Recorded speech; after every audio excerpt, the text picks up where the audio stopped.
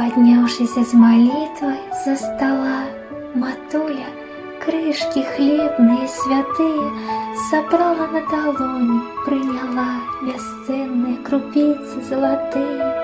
аховуючи їх, як дар небес, не упала на подлогу капни водной, покликала, расчулена до слез, вернулась. Мой воробейка родный, покормим разом птушечек малых, у дзюбки взявши смачные гостинцы, хай понесут для деточек своих, посяючи, як золото крупицы, у добрий шлях високий, у ранний час, долони наших щедрые кормушки, раскрытые пустыми, и в отказ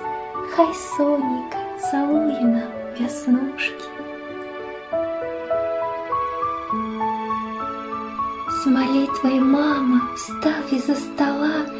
как прежде крошки хлебные святые, в ладонь благоговейно собрала бесценные крупинки золотые, их бережно, как Божий дар храня,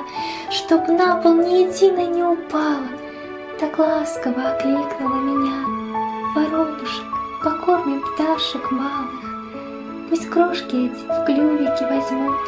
и в нежном, растворяясь небо ситце, по гнездышкам родимым разнесут для деточек приятное гостинце. Да будет так, и выйдя на балкон, открыв ладони щедрые кормушки, мы подняли их к небу